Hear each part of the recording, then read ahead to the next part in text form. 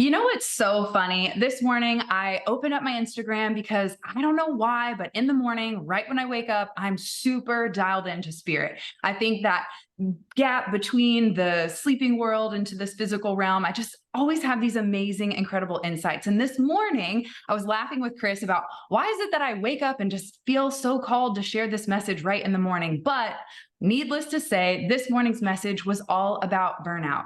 And today's guest is the most incredible person to have on the show to be able to address not only from a medical and scientific standpoint, but also a spiritual standpoint. And you know, here on The Elevated Life, we're all about blending the woo woo with the logic. So, this is the perfect conversation to have with a doctor who has spent time in neuropathy. And at the beginning of her career, she was in the top 5% of women brain surgeons. Like, how cool is that? So we're bringing her on to show what, hey, having a near-death experience or having those life-altering moments can really, no matter how high you climb on that success ladder, when you have one of those soul-shaking moments, it shakes you back down to rebuild your faith and your foundation on a whole nother set of principles. And I know that Dr. Romie is going to share her story of how she's been able to navigate this transition of really learning to answer that most important question, and that is, who am I? So, Dr. Romie, thank you so much for joining us here on the Elevated Life podcast. And I feel like we should just start deep by asking that question. Who are you? Today, I am here to be of service as a healer and also someone that's in need of healing as well.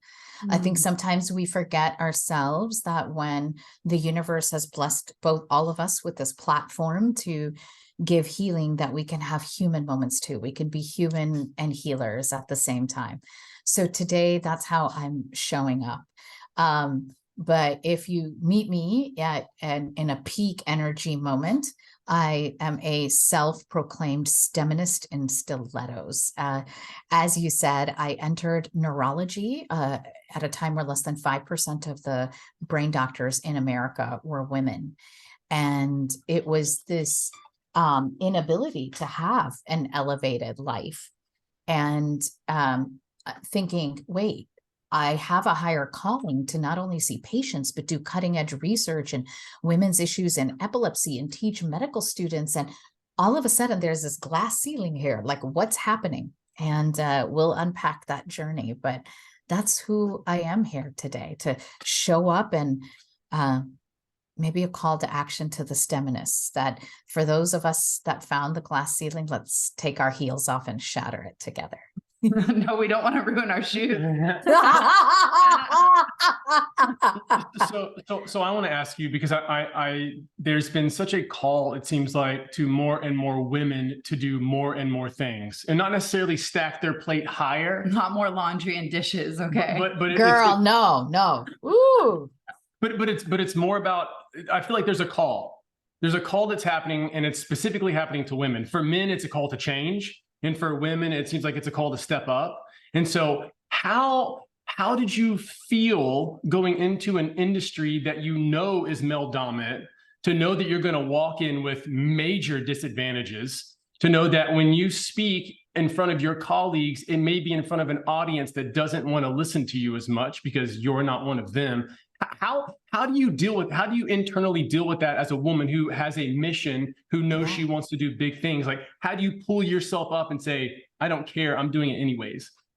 Well, Chris, I'm going to have an Indian auntie moment with you and be like, Beta and Betty, I think I'm a little older than both of you. And you're right. In today's world, there is this call, a strong call, the spiritual changes, astrology, everything we can say the generation we're in for women to rise. I was the one that was there and rising, 30 years ago. Well, let's say this. So I first and foremost give amazing credit to my mother and father. I am the daughter of immigrants, and I am the firstborn and as a daughter in a South Asian family. And really, they were the feminists, both of them. My maternal grandmother didn't maybe even finish middle school back in India. And my mother basically finished, in the UK, O and A levels is maybe like finishing high school. And when I was born, my dad had this success mantra or intention or prayer that he said over me in the newborn nursery and every day after that. I have one daughter and you will become a doctor. So I think that was just instilled, and excellence was expected of me. And like that, they set the vibration high. Like, we know our daughter is brilliant and you can do it. And that is where it started. And I really want to honor my family and the generations and my ancestors that came before me. And then, to your point, Chris, early on, and people will read these incredible leadership stories in my book, The Busy Brain Cure, while for the doctors, it's science on how to treat the busy brain. Chapters 5 through 9 introduced that when I was on my journey from, being a burned out doctor to a mindful MD and today a powerful CEO, it was the male allies that came along and that realized, like, she doesn't look or think like me, but there is potential here. She is on a mission to serve. And that is the lesson, is women have a choice to call and stand up however they choose, whether it's on social media, whether it's like Britt said, like, oh, hell no, I ain't folding no more laundry, or whether it's like me and saying, I'm ready to empower women from kindergarten to the C-suite in science, technology, engineering, math, and medicine. And really, by nature, that becomes all women leaders and all women founders and all women entrepreneurs by showing up. It is, I think, a platform that was given to me by the universe, and it's an awesome responsibility, and I'm here to serve. When you serve big as a leader, we have found that you have big lessons to learn as well. And so Yes. Preach.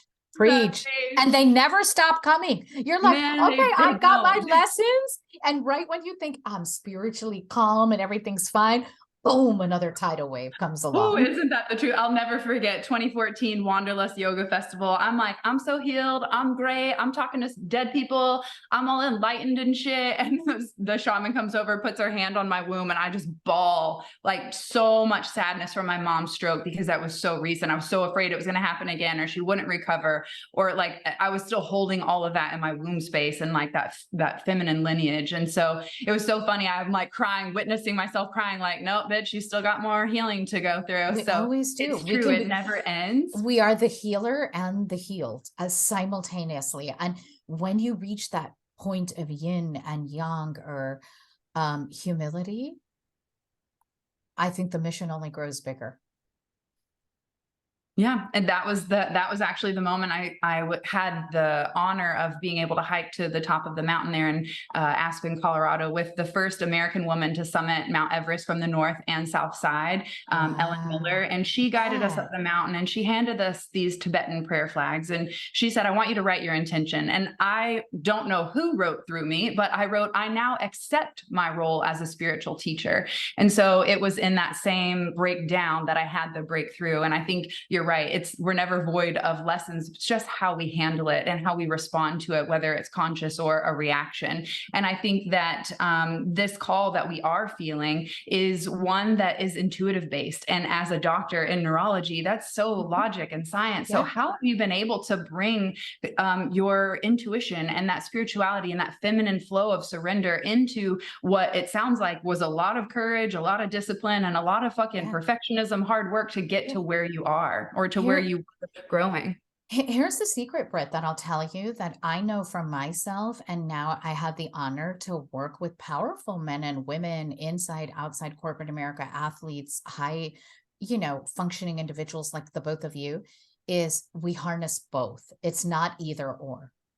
And when you live in that place of the bridge, long gone are the days where traditional medicine, I know it still happens, we're shaming the spiritual wisdom of, our ancestors. These are global healing traditions: yoga, Ayurveda, traditional Chinese medicine, acupuncture, tribal medicine from Africa, etc. Right? And nor should the yoga and the spiritual community be shaming Western medicine. So can I tell you a secret that I didn't put in the book? It's kind of humbling to share, and it's not come out in any interview, but just, I think Spirit is telling me to share the story. We all are intuitive beings. In the traditional business medical world, they may call it your gut instinct, or they label it a different word. I have no judgment. I didn't know what would happen, but as a neurologist, I would walk into the emergency room and there would be a patient, an elderly patient office with altered mental status. And it's appropriate to call me the neurologist, and the person's in a coma, they can't speak or they're confused, and they'd be like, you need to rule out stroke. And intuitively, I would just know it's not a stroke, it's the appendix. And something in my gut instinct would be like, no, stop the brain MRI. Let's look at their abdomen and call the surgeon. And, these are life-saving decisions. And then it would happen on the neurology floor too. You would, in the neuro ICU, you would have like a dozen patients in a coma. We only had so many EEG machines. And at any given one time, somebody could be having silent seizures in their coma. And I could round with the neuro ICU attending and his team and just hear a little bit of the story and just be at the bedside and intuitively know who needed that treatment and test in that moment. And I didn't know that's what it was until I got sick myself and started to really heal my own spirit as well as healing my mind and body, and be really conscious of bringing a powerful intuition along with decades of well-developed excellence in brain science and bringing those two worlds together. I can't believe I just outed myself as, is the word in the West maybe a medical intuitive? Is that the word? Yeah. I was a little scared because I was like, what would colleagues think? To Chris's point, I'm already a woman in medicine, but my colleagues who were around me for a while, they knew. And often they'd be like, hey, have Romie look at this. Let's get her gut instinct on this, Yeah. That's something that's really important that you touched on. And that is, a lot of times we are afraid of our gifts. What will people say? What will they do? And sometimes that comes from maybe our family upbringing. Maybe it could be if we're in a very strict religion, some sort of religious upbringing or school where they minimize the gifts. But as you become more successful in something, and as you start to trust that voice more, other people will start to notice. Yeah. And the second that they do, it's because everyone likes success. So if you're the person on the team in that moment where, yes, your intuitive insight is going to deliver the result that really needs to happen, especially when you're talking about life or death or any kind of extremely profound health experience, people will start to be like, oh my gosh, we need you. And it's just amazing because you have to develop that gift. You have to know when it's talking to you. You have to know that you can listen to it, that you can trust it, that it's just giving you clues like, hey, maybe you need to do this, or maybe you don't need to go there today. Maybe you hold back. It's like, love that. There's so much into intuition. And that it wasn't about ego, right? Like it was somebody put their hands on you because spirit led them and you were open to healing. It's the same thing. I wasn't walking around going, I'm a medical intuitive and I'm going to figure out everything that's wrong in the ICU today. It was, how can I be of service to this particular patient that I was called to serve right now? And that's what would happen. And so that was where I learned that there was something probably going on. And now it's been developed a little bit more. It's so beautiful to see women waking up to their power and their intuition. I know in 2012, that was my awakening to my inner voice, who was leading me and guiding me and trying to get me off a mountain so that I didn't freaking die, like sliding down that edge of it. And every single word and every single voice, like it was so clear and so loud. And it didn't sound like that inner mean girl that was always saying, you're fat, you're not good enough, you're not pretty enough, you're so let's talk about those inner voices. Can we jump to that? Because I love your work about intuition and living an elevated life and manifesting and breath work. I also live in the real world like you both do. And we all serve clients and people who are like, I'm trying, but there's this inner mean girl, or there's negative voices or self-doubt or the inner critic or whatever it may be. That's what I've been studying since 2017. Because so you fast forward my story, it will give you the link to the TED Talk in here. I gave a TED Talk on surviving life-saving surgery, finding a path to mindfulness and global healing traditions. And companies started to call me to teach them to meditate. And here I was again, working with high-performing men and women who were like, okay, you convinced me on the power of meditation and mindfulness, Romie. Let's do this, but I can't quiet my mind. I can't focus on a mantra or an intention or an affirmation. And it got me studying what I thought was my only brain issue, but we find that is in high achieving people of all walks of life, known as the busy brain. The busy brain is when we're under chronic stress or in burnout. So not the acute stressors that happen in life, like me looking over at the like 4 piles of laundry in the laundry basket that need folding. That's acute stress. Chronic stress and burnout, which so many people are facing, parents, people in the workforce, etc.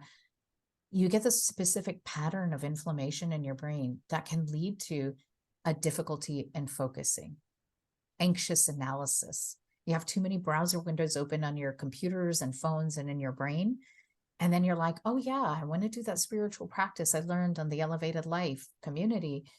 And you can't shut down the warring conversations in your head. Or you're like, I need some alcohol to take the edge off at night. Or if it's not alcohol, it's a hit of marijuana, or it's an overpriced supplement from an Instagram influencer. And you're needing to sedate yourself to face your life. Or you try to put your head down on the pillow and those voices come back. That's what I've been studying. And how do we get to the root cause so we can heal that, so that we can be in a balance of our rational, intellectual minds, analytical minds in their brilliance, and also that intuitive space. You know, there's so much important stuff that you're talking about right here. And it's interesting because in order to be successful, in order to achieve things, you have to wire your brain in a certain way. Like there are certain things that specific achievers have, especially when you talk about like top tier A-level people do certain things. And so many people strive to become them, and they don't realize that the mindset that it takes to get there is daunting as hell. It's going to wake you up in the middle of the night. It's going to keep you wired. It's going to say, no, I got to keep working. It's going to push away the self-care. It's going to tell you, you don't need to have time to exercise. You're working on this project, and this project is big, and you've got a deadline, and you don't have time for. You're eating 1 meal a day, and the meal's crappy. It's something that you grab in between meetings, and so it's interesting because it comes to a point. Yeah, coffee, huge, caffeine. It comes to a point. It seems like in people's career, and hopefully it happens earlier, because that moment when you reach burnout. And it was the same way for me, and I'm sure it was the same way for you. You realize that the modalities that we have in the Western world don't normally work. And all of the methods— They work really well for burnout. Yeah, the methods that we have derived over here and spent so much time cultivating is typically just success-driven methods. It's how can I do more tasks? How can I get more done in a day? And it's never about like, how can I discover myself? How can I become peaceful? Yeah. How can I let my thoughts settle down? And it's interesting because almost every athlete I've ever worked with, every top CEO, they're trying to find me because like they're trying to find you. They've reached that point. And they're like, I don't know. You can't pay for peace anymore. You can't pay for bliss. I love that. You know, like the there shoes aren't isn't doing it anymore. Well, here's what it is. You can't pay for it, or nor can you find it on a 3-point Instagram reel or TikTok, right? It's so deep work. Here's the thing. You're Lifestyle. right, Chris, but this is what I wanted to do with my book, is bring that bridge. I was there like you. I have nothing but compassion for people. 72% of people who live in the United States and Canada are employed by a larger employer. And I'm called to serve those people. That's who I speak to for a living. Teachers, mortgage bankers, hotel general managers, sales managers, like they have their calling and they're good at it. What if I said you could have success in your career? Because listen, I want success in my career. I'm humbled to say I believe in the mission of my book, The Busy Brain Cure, to find an actual root cause and heals people's burnout so they can be, at peace and succeed, but without stressing yourself out. And that's what I wanted to do, so that now the brain and the body and the spirit are open for the spiritual practices you both teach and other global healers teach. But we need to heal the negative impact of chronic stress in the body first. And that's what I've been studying all these years, and then whittling it down by science to the 8 most impactful micro habits that people can do so that if you don't have 2 hours to drive to the gym, get in a workout, come back, shower. Okay, and let's be real, Britt, do our long hair and reapply makeup and show up for the day. Like, what could you do to make an impact? And that's where I wanted to be compassionate and bring those people along. And I think you do such a great job of providing the most important tool that everyone has instant access to, that doesn't cost $1,000, that you don't have to travel to the Himalayas to access it or learn from gurus like ourselves. I think when you talk about using the tool of breath to just breathe, to come back to this present moment, it sounds so fucking simple. And it really is, but we don't give ourselves the Yeah. opportunity to practice that simplicity, that slow down, that just what if instead of adding more, I took away Yeah. something. And So yes, I address this in chapter 14 of the book and in chapter 5 when I'm sitting down with the monks in Cambodia to meditate. So breath work is so sacred and can help in acute stress. And then I was dealing with myself and people who are like, I'm trying to meditate. I did the breath work and something is still wrong. And in chapter 14 of the book, we call it learning to take a brain pause. Chris, to your point of how do you rewire the brain? In the busy brain, what does it mean to rewire the brain? The brain, by our modern society and our phones and our computer screens, has been rewired, and we've disrupted our circadian rhythm. And what if we needed more than breath work? And what could that be?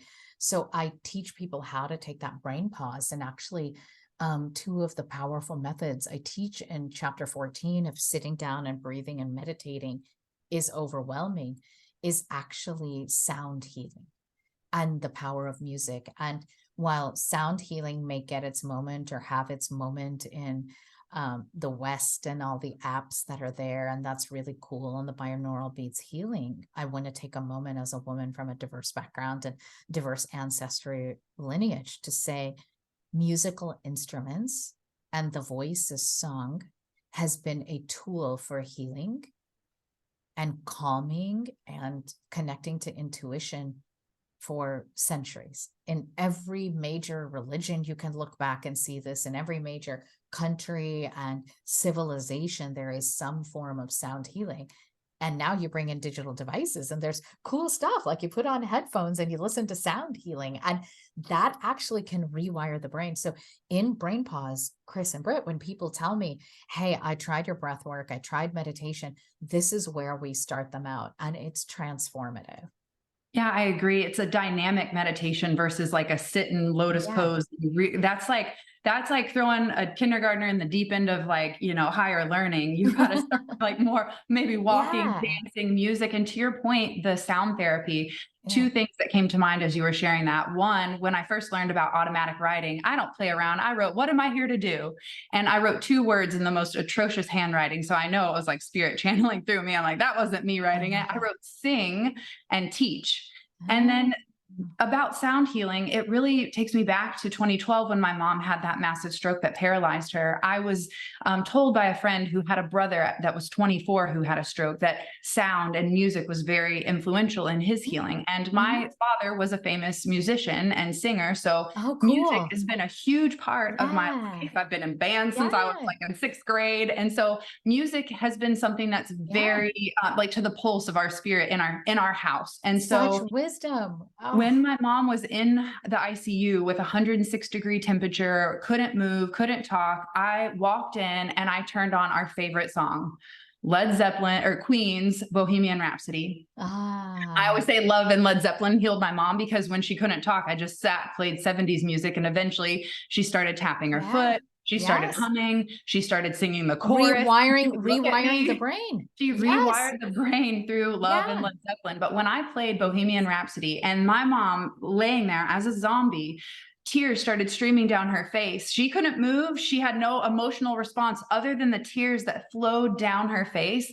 That was the moment where I didn't give up hope. That's where I thought, I'm not letting go. I'm not giving up on, although it looks dire and it looks grim and they're saying that she's not going to recover.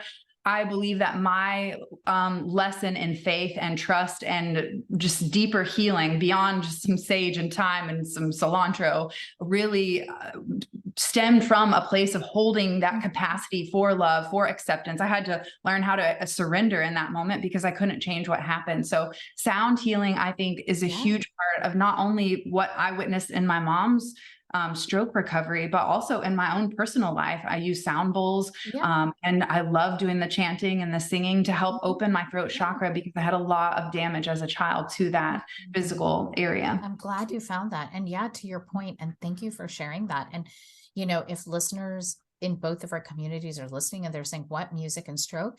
Actually, this is how Western science 25 years ago discovered the benefits of sound healing and music therapy in the West. So again, taking these indigenous traditions like the bowls and the chanting that have come from ancient cultures and other religions and bring them to the West. And it was people who had suffered stroke or had been paralyzed like in a motorcycle accident. And that music was helping to rewire the movements. And to your mom's story, I love this, especially when you listen to music that was impactful at a certain stage in your life. So for most people, it's the music you listen to in middle school, which for me was like Madonna and John Bon Jovi. But like, you know, I like my girl power music these days too. I don't know about you, Chris, what music does it for you, but that literally will rewire your brain. And 90s gangster rap. yeah, same. And I'm so glad we're talking about that because people think it has to be just the chanting music you hear in a yoga studio, and it can be anything. My younger brother Faraz is also into gangster rap, and my other brother is into heavy metal, hair metal from the 80s and 90s. So all of that is healing, and that is the sacred of sound healing. And you'll read all about it in chapter 14 on how to take a brain pause and quiet the busy brain and refocus. Yeah, I want to mention two more things about sound and why they work so well. One is that we are affected by frequency and vibration. That's why when we speak, it's very intense. Like a lot of people don't realize when they say a word, they're creating a vibration that moves out into the world. And it's not woo-woo, that's super sciencey, you know, like Agreed. The movement that happens. So when someone talks to you or when you talk to somebody, when you put something out, you're affecting what's around you. The other thing is that because almost all music has some sort of beat to it, and they normally follow kind of similar rhythms, we go into a trance. And in that trance state, it causes our mind to start to begin to relax. Yes, and so anything that you can do, why is breath work? So it's such a big deal because it puts you into a trance state. Why is meditation such a big deal? It's because it puts you into like orgasm. All of these, everything is what we don't realize is that we're constantly moving in and out of different states. And because we do it, because we're such like just perfect computers, we do it without noticing it. It's like when we move, we don't realize there's no lag. So many choppy moments that happen, but to our visual aspects, like, oh, it went seamlessly. And so we're moving in and out of trance states nonstop. The problem is that most of us use crappy trance states. And so when you have good music. So what's a crappy trance state? Beta. No, like anger. Like anger would be a crappy trance state. Got you. So when you low get vibration emotions, anger, yes, low vibration, and that's just a trance state, right? Because you can become that. Just like when you're really, if you're at an amazing concert with someone that you love, you become the music. Like you get the crowd moves, and you're suddenly. I thought that was the drugs. Oh my gosh, and you're suddenly not you anymore, and so you start to move, and you become that music, and it's the same way. Any type of trance, just like anger. If you get really mad, you suddenly have become the anger, and so it's a trance state. And so a lot of us stay in these like really crappy trance states, like this trance state of stress or anxiety. Worry. Anxiety. And that's what I'm here for, right? So what you call a crappy trance state is the busy brain. And that's my community. Like I've been there. I was there as a doctor before I got sick and ended up in life-saving surgery. And I thought it was just me and that my brain, something was wrong. And now this is a epidemic in our society. We did research, Chris, of over 17,000 people took our busy brain test, which we'll give for free for your listeners via link. And it's all on my website and social media. And you answer 20 questions to understand, am I in a chronic stress or burnout state, what we call busy brain? And 82% of people have a score above 30, saying that they're in that place. And I want to teach them how to rewire your brain to come out of that crappy trance state of what I call a busy brain, as my unofficial scientific term. But I like your term too, crappy trance state. That would make it of a book title. Well, it's Yeah. because when people ask me, what do I do? My real answer is I'm going to get you out of the trance state that you're in. And I'm not necessarily going to provide truth for you, but I can get you into a different trance state. And hopefully that different trance state will work better for your life. Like that's really what Agreed. I'm trying to do. Yeah, absolutely. And so it goes back to what we were all saying, whether you're healing someone else, whether you're trying to get your work done, it's changing the station of your brain so that you can tap into inner wisdom. Because too often in healing communities that, I've seen here in the US, we go to another person and give them our power and say, what does my energy read? What do the tea leaves read? But the truth is, a true healer should be able to tap into your own intuition and help you just pinpoint what you maybe already knew was truth, but maybe our vibration, our spiritual door wasn't open, And so by your hypnotherapy, you do that, or with me, with, the mindfulness-based cognitive therapy that I do with people will help them so that I'm not telling you what to do, but we're giving you intuition. Now, in fairness, I'm also a board certified doctor. So if someone's having a medical emergency in front of me, they're having a seizure, they're having a heart attack, a stroke, they've been injured in a car accident. Yeah, it's my job to tell them what to do to help save their life, right? But in most situations, it's I want our healing community to let's check our egos at the door, because I've been guilty of it. I'm sure both of you have. When you're new to your spiritual healing, we think we want to help, but it's like, oh, I can read your chakras. I can read your energy. And I'm like, did I invite you into my space today? No, thank you. And you and I, we all know, but when you reach this place, often I can see someone maybe projecting their fears or another client's work on me, right? So really, yeah, check the ego at the door.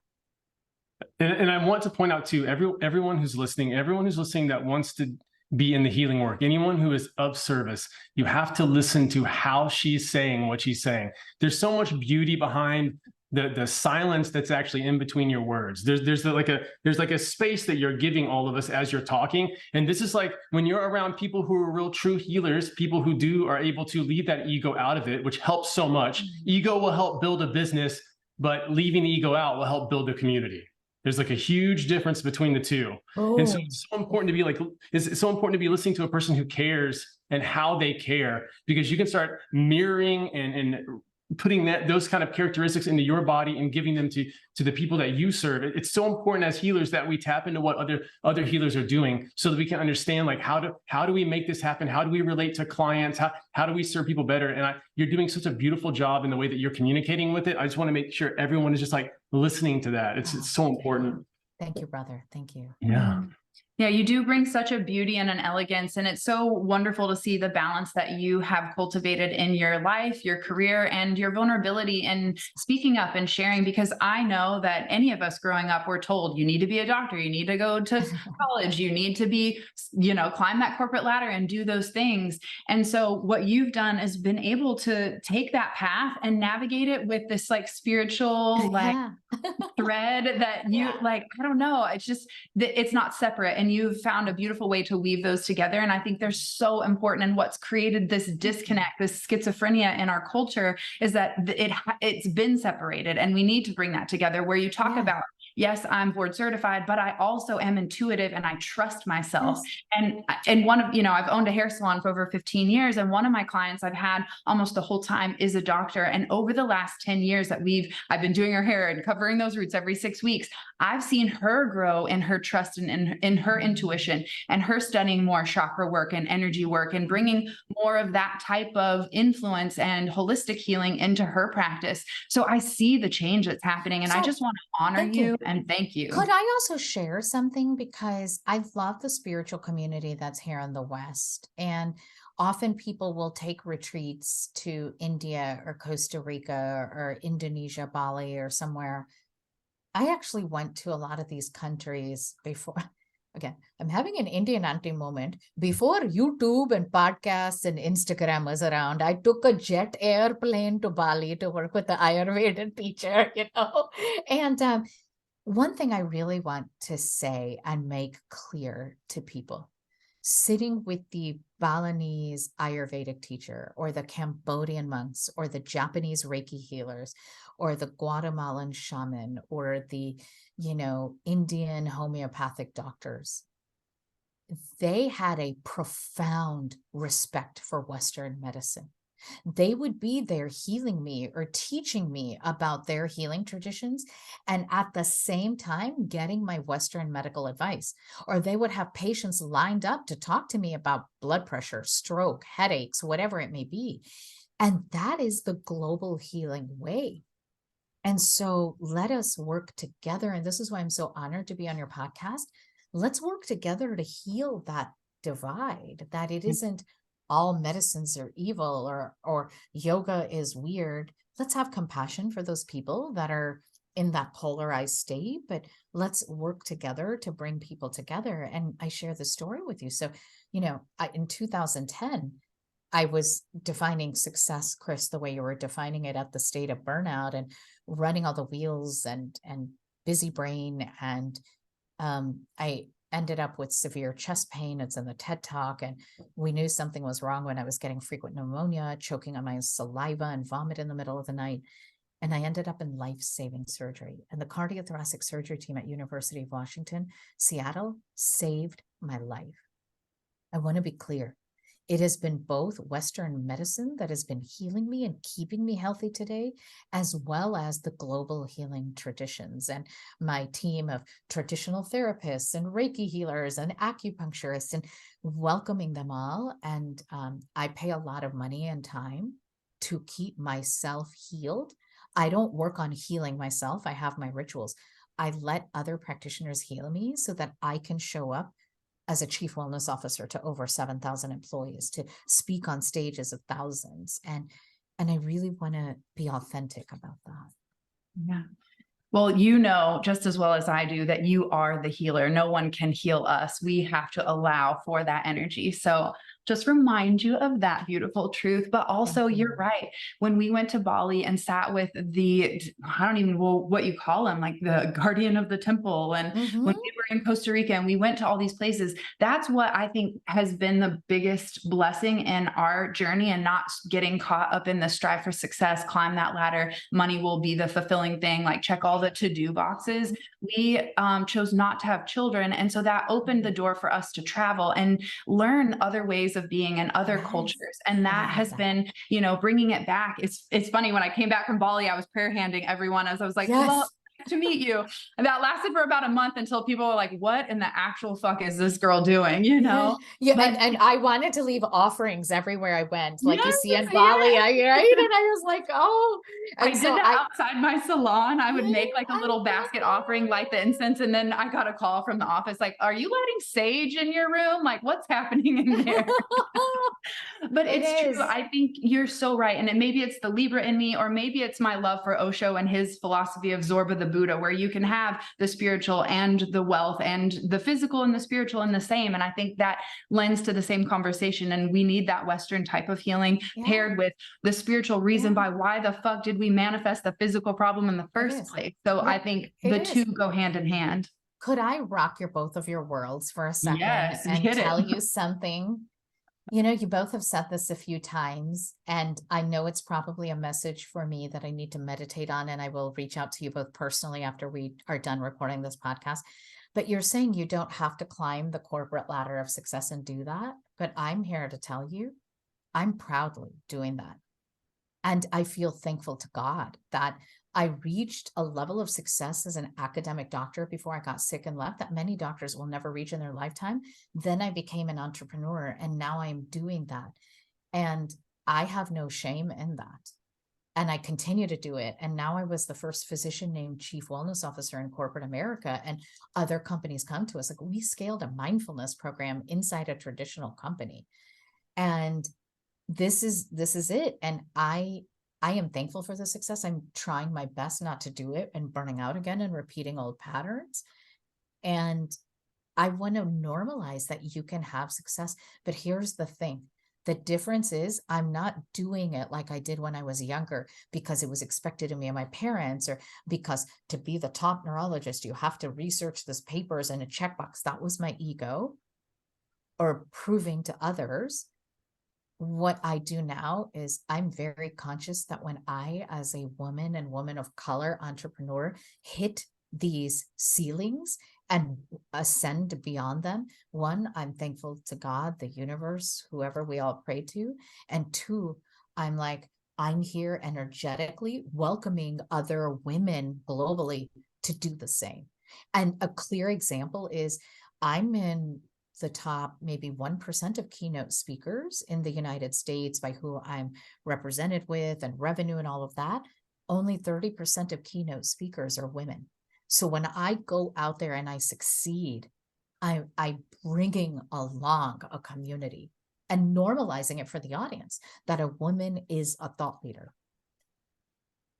You know, I certainly agree with you on that one. I think maybe we need to rephrase that frame of mine and call it the ego ladder or the stress ladder, because it's not I love necessarily that. like corporate. It's not the corporate piece that's the problem. It's the approach and the energy that we bring to it. And like you said, what's so different is that you've changed your perspective, you changed your approach, you changed your boundaries. And that's what's going to allow you to continue that ascension, because that's the whole point of living the elevated life, of being here, is learning, growing, continuing to expand and to scale.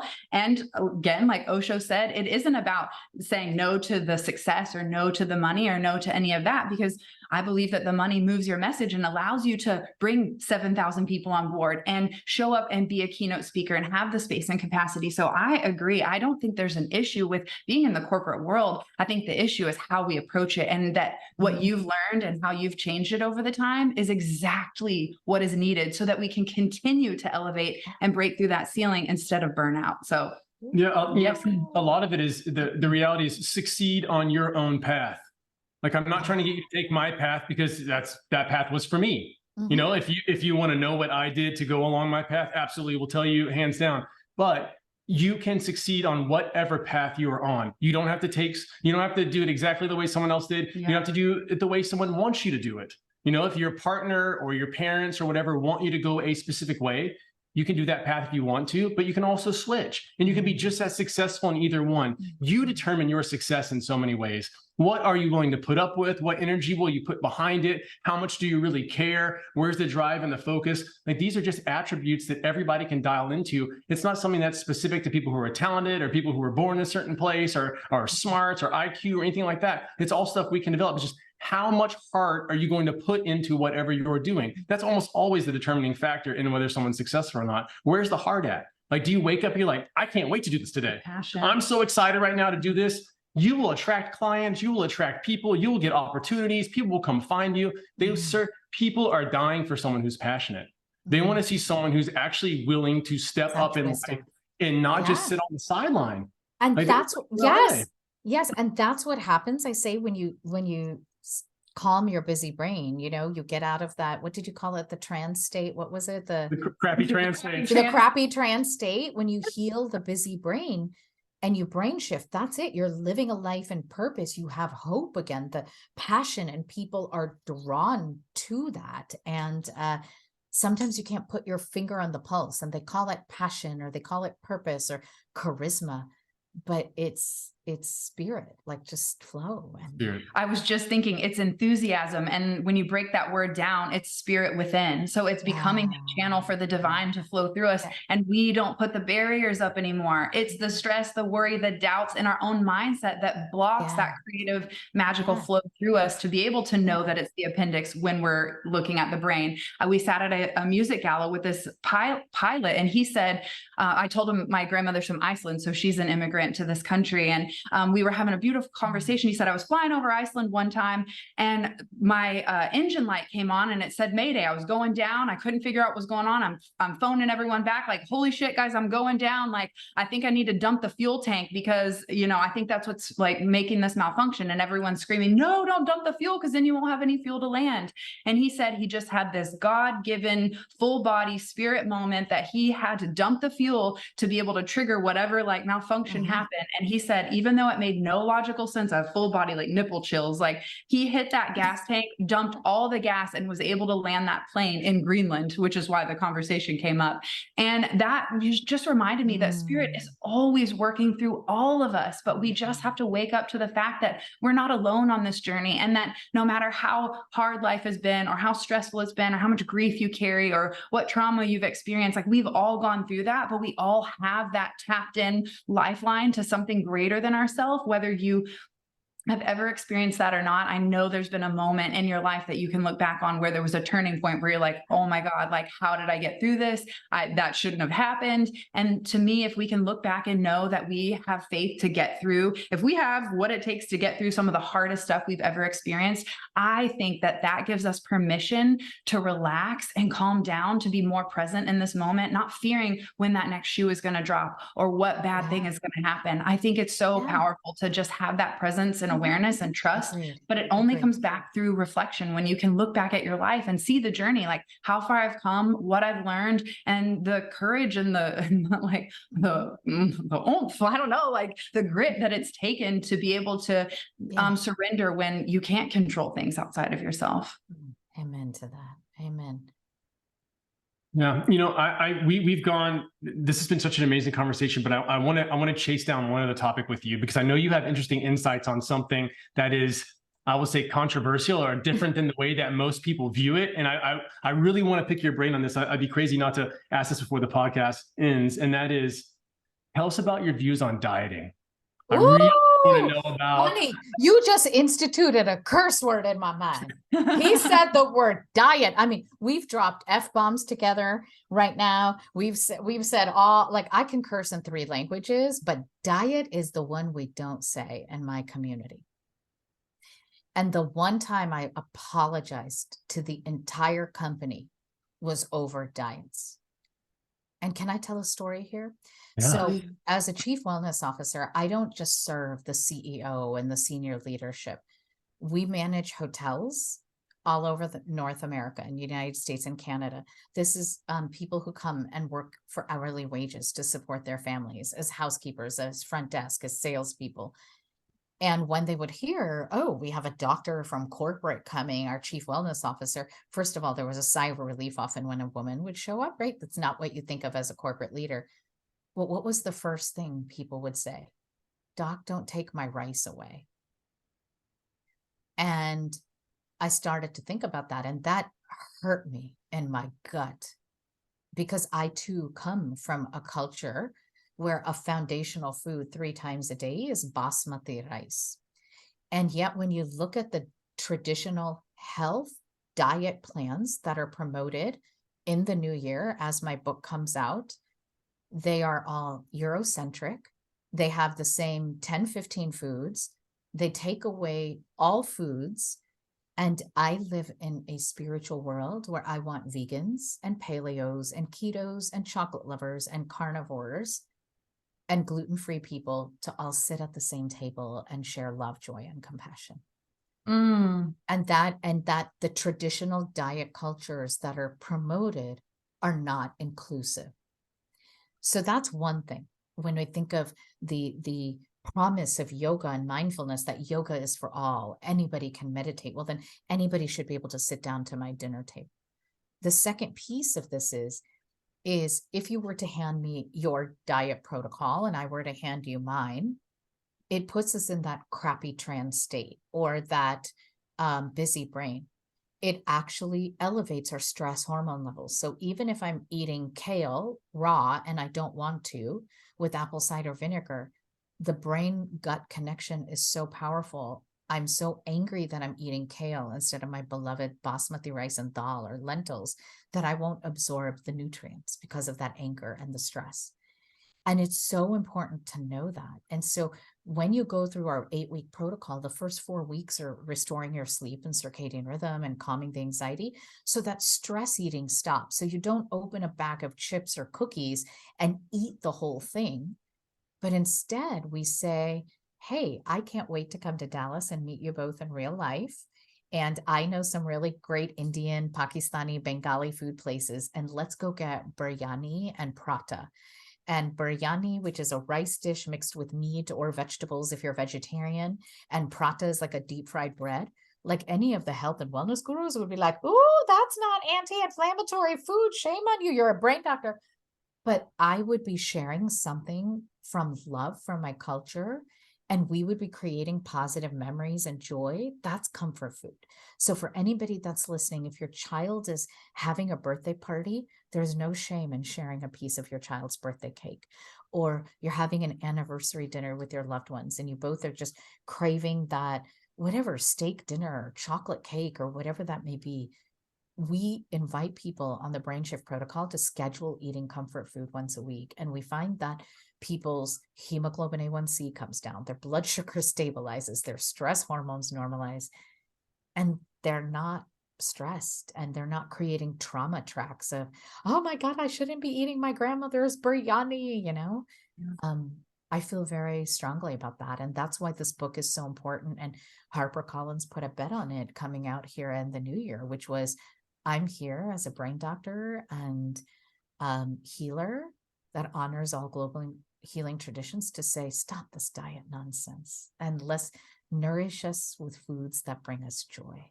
I agree. I always say, you know, guilt stops you from enjoying the choice you make. So if you're going to eat the cupcake, eat it with full heart and full joy and Yes. love so that you don't beat Yeah. yourself up, because that mental story that you tell yourself is actually what's programming the body, not necessarily the 40 grams of sugar you just consumed in that. Agreed. And you're creating trauma tracks in the brain every time you eat. So now you may walk by a cupcake and you may stay on your Whole30 diet, but now the trauma is triggered in your brain from the past eating of the cupcake. And Yeah. I was going to say, and I've been in that situation where I only ate a thing of tuna and X amount of calories for a year and never lost 1 pound because the mental story I was telling myself is, Yeah. oh my God, you're so fat. Oh my God, you're so fat. And it wasn't until I met Chris, one, hypnotist. So we did a lot of mental work. And two, I just changed the way that I approached it. I no longer did it as a chore, as a diet. It was more, what lifestyle can I embody that I can sustain over a long period of time that doesn't make me feel like I need to weigh my food or, you know, eat like non-seasoned things, because as you mentioned, we are living in Frisco near all the best Indian food. Oh my God, I can't wait. I can't wait. I'm coming to Auntie's coming to Frisco. And can I share one last auntie wisdom that I've learned is, you know, spiritual lessons are going to come in our lives. And the minute I have found in my life, I don't know about the both of you, that I feel like I spiritually healed something, another test comes along. But as we ascend to different spiritual levels in our lives, the food we need to nourish ourselves may shift. You may go through a vegetarian vegan phase and all of a sudden crave animal meat, or you may be someone that needed that animal protein and now all of a sudden your body is saying to do intermittent fasting. Trust that.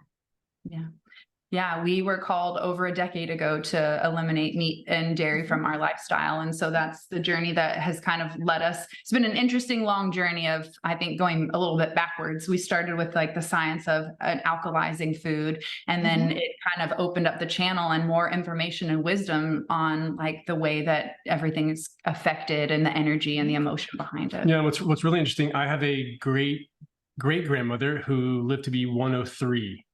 And I've almost always my whole life been, especially when I was younger, I was extremely strict on everything that I ate, very, very strict. And I asked her one day, just because she's old. I mean, she's like lives way past where most people do. And so I asked her, because she was eating crap. I mean, like the food she was eating was just junk. And so I'm like, how are you living to be so old and you're just eating this stuff? She goes, because I enjoy every moment of it. Yay, Grandma! There was so much wisdom in what she said. It's like, she's like, I don't want to be stressed. I don't want to feel bad. I don't have a ton of years. I am just enjoying myself. She'd go out to the little nursing place that she was in and bum a cigarette sometimes. She goes, I'm living my life right now. And you had to respect it. Just You're like, the attitude. Yeah, so much of our It is. attitude And matters. please know, we're not telling people to go eat fast food every day and go smoke cigarettes, but this strict diet culture in science known as orthorexia is actually harming more people. Yeah. And so, you know, there's something to be said about your grandma's wisdom. I have a feeling your grandma is sitting with my grandma in heaven and sharing a fabulous meal right now. Oh, Chris. so beautiful. Eating that cupcake. Yeah, so beautiful. And she's serving her famous biryani for sure. Oh, I would love that. Actually, the last animal we ever ate was goat from an Indian family that came to visit Yes. Texas. And yeah, that was it for us. But it was Yeah. Yeah. ate it because it was served with love. I'm like, this may not align with where I'm at right now, but this is Yeah. this was baked with love. This We was smoked created with hookah love. with them. I mean, Yes. Yeah. Golden hookah. it was but powerful. I was like, I holy love shit, it. I'm not used to I, this. I feel like we were relatives in a past life in a village in 100%. India somewhere. Like, I am loving this, and I need I to felt come that. visit in Frisco. I love this. Yeah. Please do. I felt that so deeply. When you mentioned Bali, it made me think of the guru. He looked at us and he said, I can tell you practice yoga and meditation. I was like, skirt, okay. He was like, come with me. I'd like to take you to meditate. And he took us to Saraswati. And that is like my go-to goddess. I just love her energy, what she stands for, what she represents. It's like I have a little shrine on my altar of her. And so when he took us to that specific temple, when we went to the Mother Temple in Bali, there's so many different temples within that area that he could have taken us to. And the fact that he took us there, it just proves to me, and like my love for peacocks, I'm like, I was definitely Indian in a past life. I always call our little our Chihuahuas our son. I always call him Ganesh because I feel like he's like that's just like who It is we've the incarnated reincarnation. from. So Absolutely. Praise oh, God. it's so beautiful. So before we end, I just want to say thank you for sharing your wisdom, for creating the book, and just being vulnerable as a doctor in such a high prestige and high place of power. You are opening your heart and shining your light from a completely different perspective than we are used to seeing. And that is the type of leader that we want to support and get behind. So with that being said, we always love to ask, what does living an elevated life mean to you? I was in the 5th grade, and my mom, in order to keep my motor mouth quiet, would take me to the public library, my mom and my aunties.